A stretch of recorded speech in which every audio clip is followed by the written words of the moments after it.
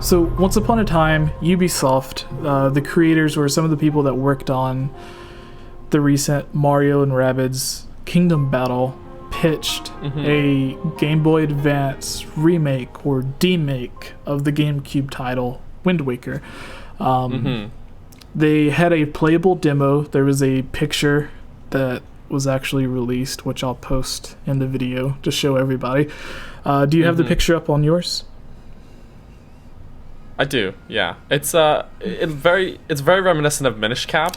Yes. In its art style, but I mean that's to be expected, kind of based on that Minish Cap and Wind Waker share a similar art style. So yeah, and I'm not actually sure if this is like a proof of concept image that they just made as like just pixel art or something, as like this is what it could look like. But they did say they had a working demo. I don't know if it's a screenshot from. It says in the article, I'm looking on IGN here. Yeah. That the pixel art was made, the one that's shown here, was made by the people that worked at Ubisoft. So I think this is like their official mock-up, basically. Yeah. Might be. I'm not sure if it's a screenshot of the demo or a proof of concept, though. Yeah. It could be either one. Think about this while I read the article, but if you can like kind of picture what dungeon this could potentially be. Or Dragon Roost Cavern. Really? Yeah. Okay. Yeah, right away. I don't know, just that's what it looks like to me. All right, so the actual article we're reading from IGN, but the news did break from one of the developers themselves who posted about it. There's also some funny comments on the Twitter post about people being like, yes, you made this, pitched it to Nintendo, they shut you down, and then pitched or like worked with Capcom. Because, as you said, it looks very similar to, like, instead of coming up with, oh, hey, here's Wind Waker on Game Boy, or, Game Boy Advance, they're like, let's just do an original game for the Game Boy Advance. Yeah. But, so the original article says, Mario and Rabbids director once pitched a Game Boy Advanced version of Zelda with the Wind Waker. This is interesting because before, and we talked about this in one of our top 5 canceled Mario games videos, the second one, sequel, as you will, they mentioned that before Mario Rabbids Kingdom Battle, a few years prior, they had pitched, assuming for the Wii U, a Mario and Rabbids crossover that would have been more of an adventure game, I guess, whereas this one was a strategy game. But the actual article says, Mario and Rabbids Kingdom Battle creative director David Soliani, hope I pronounced that right, wanted to make a Game Boy Advanced version of The Legend of Zelda The Wind Waker. Soliania. How would you pronounce this, Daniel? The name Soliani? I don't know. Soliani? Yeah, that sounds right. Italian. Soliani revealed on Twitter, well, Ubisoft,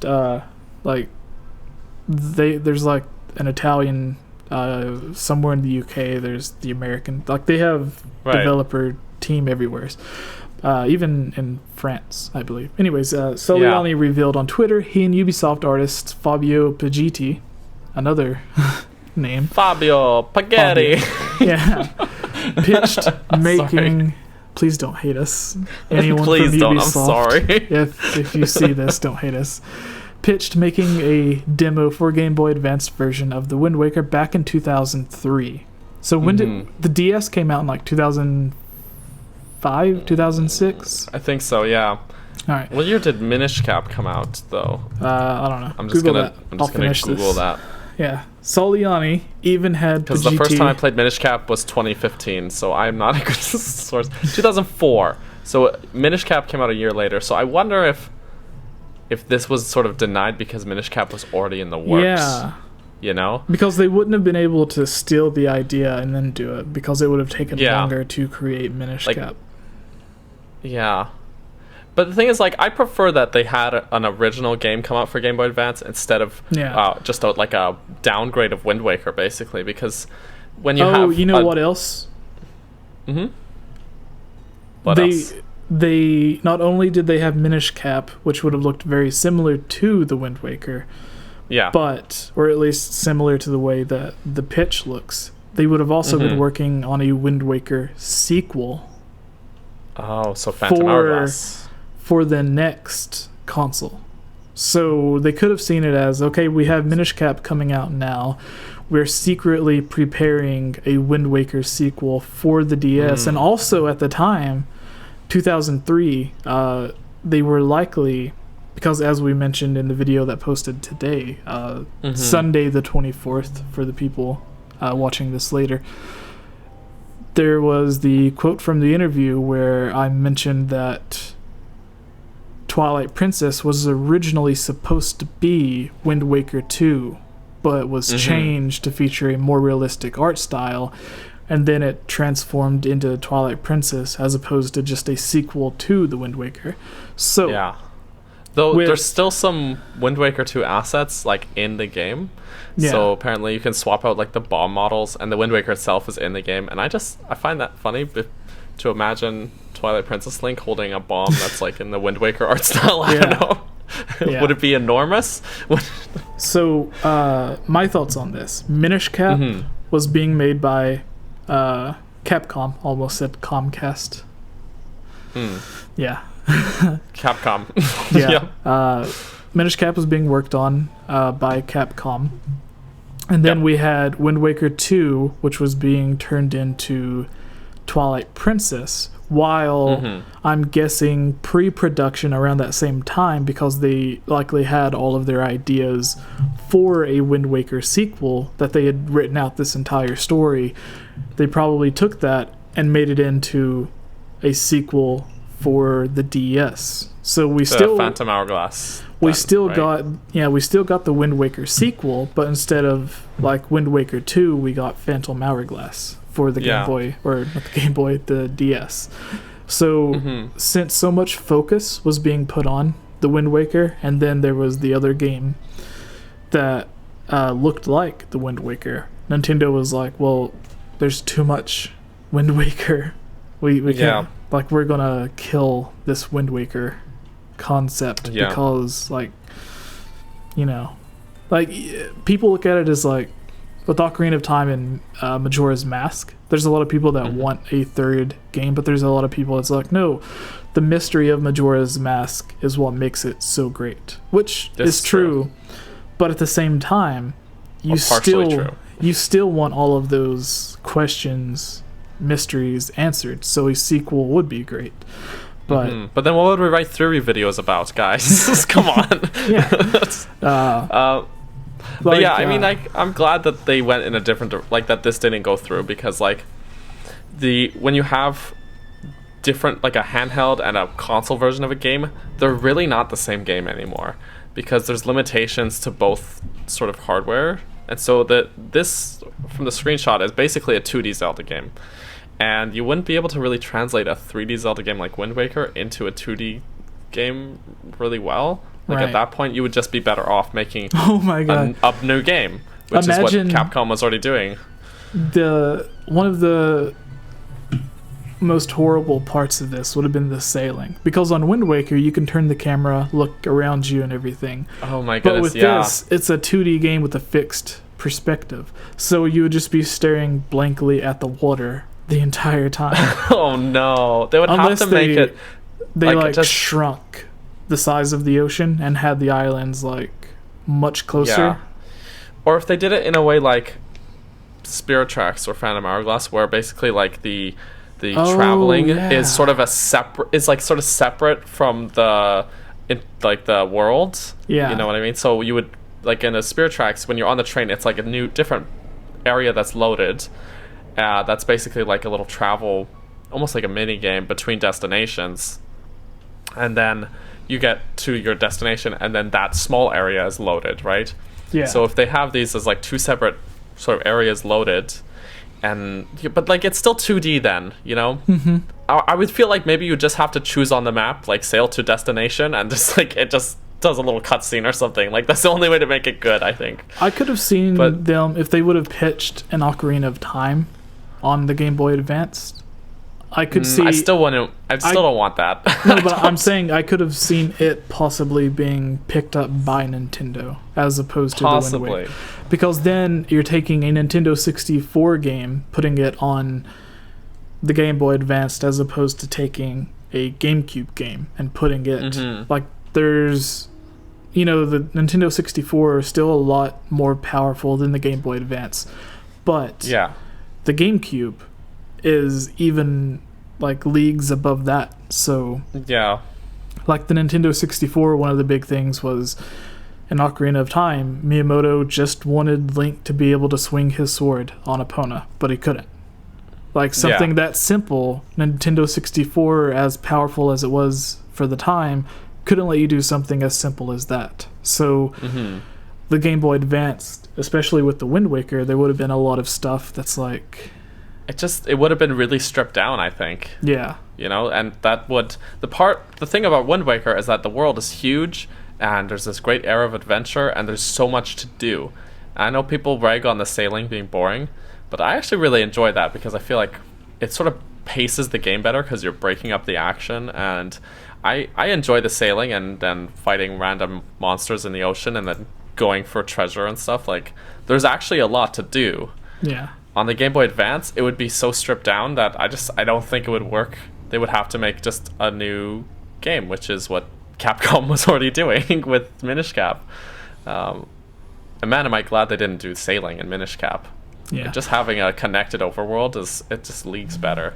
And it's important to note that there's a quote from the people that worked on it saying that because all we have right now is just the one single screenshot or the pixel art, whatever it is, we don't really know if it's custom pixel art or actual screenshot. But the director says, no luck at the time, but it was running nicely. We were dreamers, which means it was running nicely. They did have it running, and apparently running well enough that Ubisoft let them go out and pitch it to Nintendo. To whereas if they just had a screenshot or artwork or something, Ubisoft probably wouldn't have let them without something to actually show.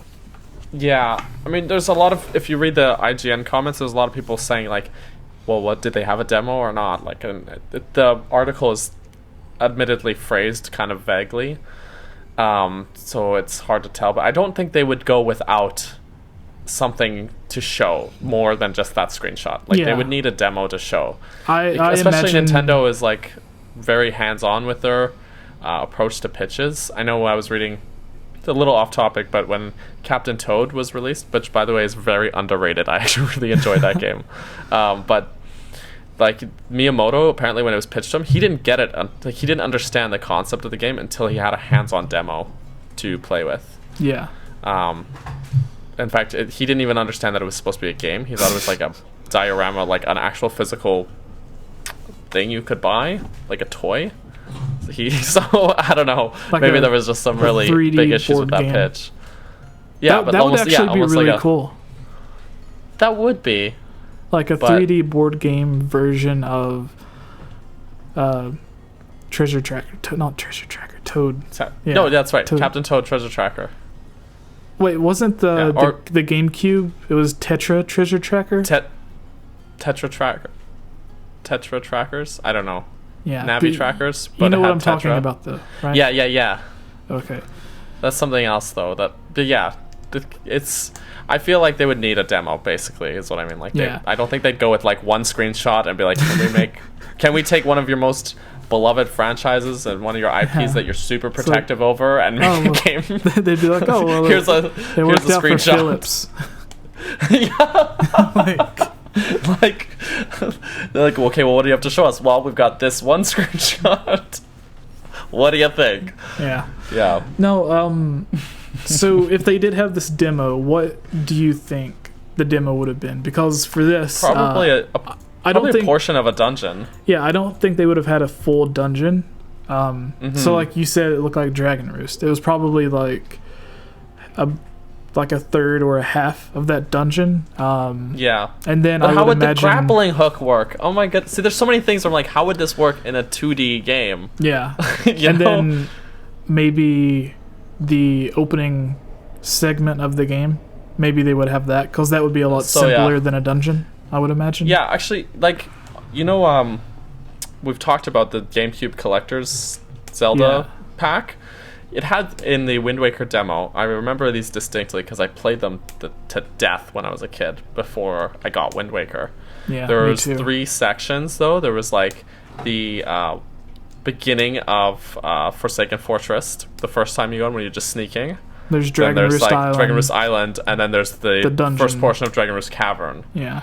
So those would be good areas to have as a demo in your pitch, you know, just like very simple sort of areas that you can have a working thing of. But to see, once you get far into the dungeon and get the grappling hook, the whole 2D concept falls apart. Yeah. You know, I can't imagine how they would work that in a 2D game.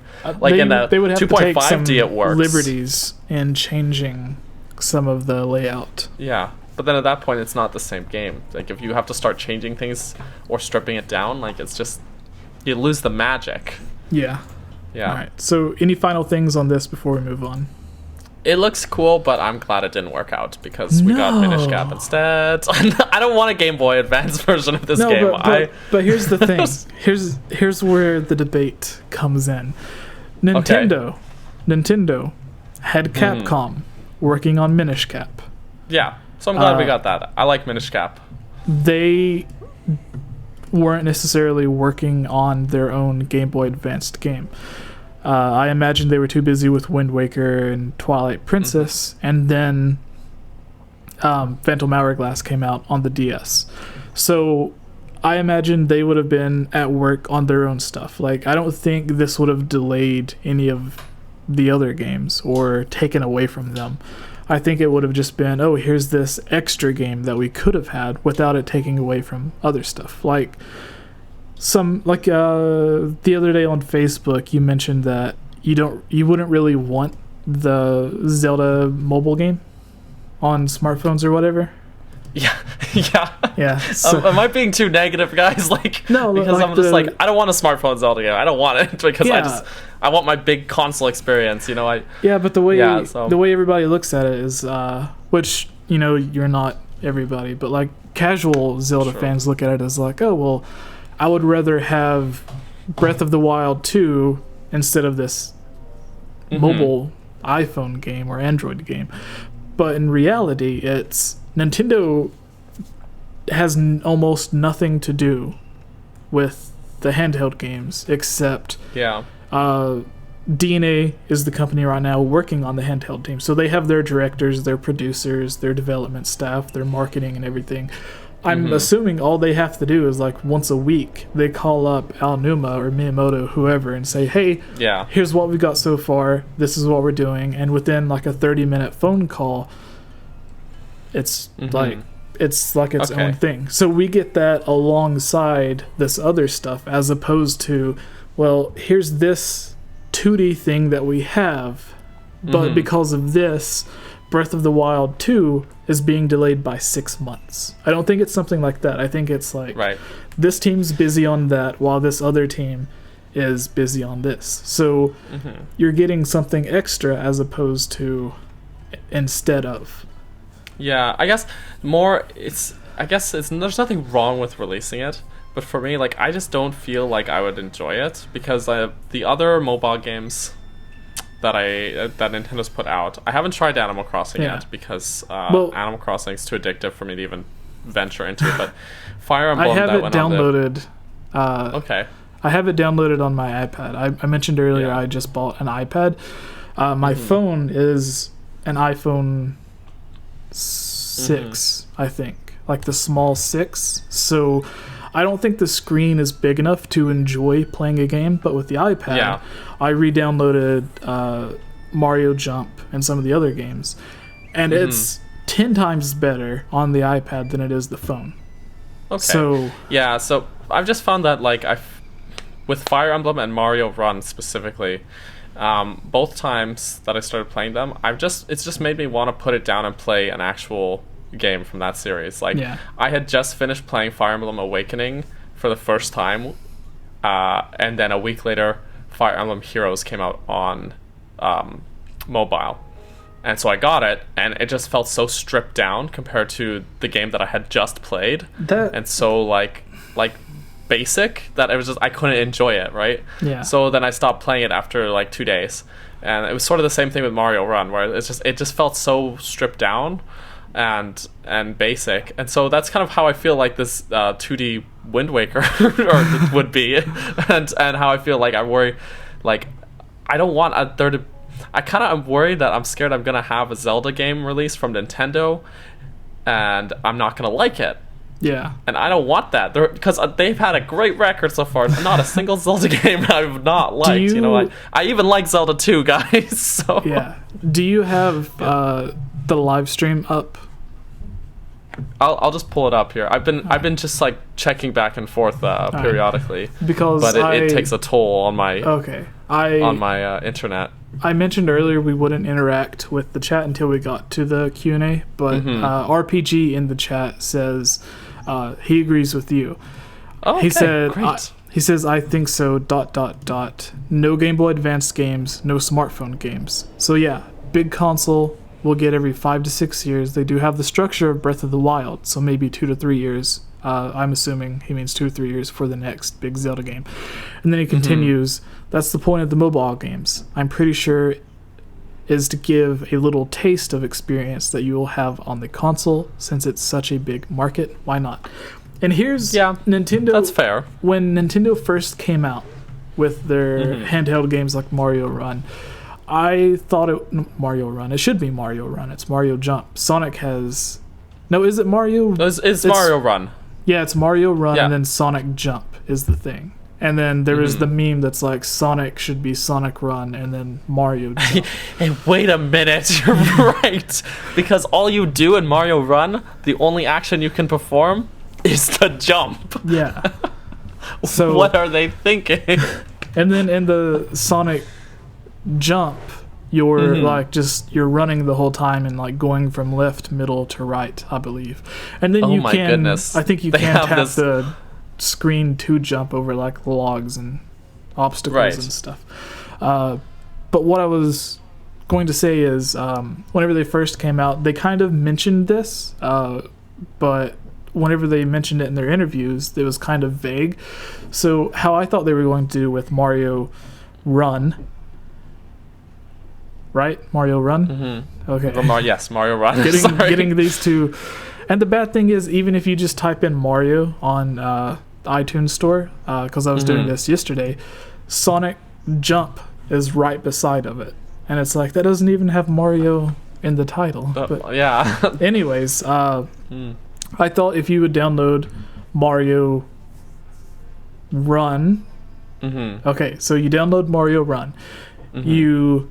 like if you purchase the game or whatever, and then you play a few levels, it would be like, hey, you enjoyed Mario Run enough to purchase the game. That $7-8, whatever you spend on the game, they would be like, here's like a coupon or a code or something, like here's something 10% off or 5% off of the Nintendo Switch. Like if you liked this handheld game, maybe you would like the full experience. Here's 10% to help you out or whatever, or like here's a 10% code to give you like as a thank you, here's this. And then they could have done the same thing with Animal Crossing, like whenever the game actually comes out. Obviously I wouldn't do it when the game first comes out, because they probably want all of those new sales, but like 2-3 weeks after the game comes out, everyone who's still playing that Animal Crossing game, they could be like, here's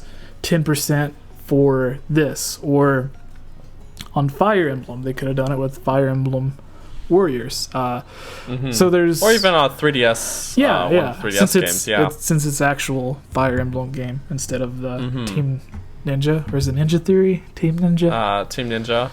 Yeah. I thought that would have been really good, because it's like, someone, I don't know how, but someone may not even realize, hey, there's Mario on the Switch, because I think even people who don't play the Switch should know about that, especially if you download the mobile game. But even if it's a kid that's like playing the game and then it pops up, it's like, here's 10% off of this, then that would be enough for them to go to their parents and be like, oh, I want this game, it's like this, but it's the actual game on the Switch. And then the parents would be like, well, we don't want to pay that much for you to get the game. And then they're like, no, it has, for downloading the app on the phone, it gives us 10% off. And then they're like, oh, well, if we're getting a discount, then we might as well go ahead and do it.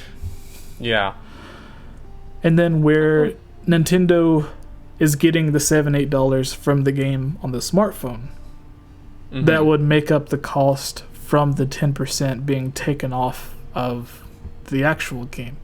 So in a way, you'd be getting the full Mario game for free, I assume. Like it would work out to where instead of like the $60 price for people in America, you would be paying like $61 instead of $68 or whatever from buying the game and the app.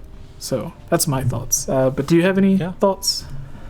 No, I just, I don't mean to offend anyone who likes these mobile games. It just doesn't hold my attention.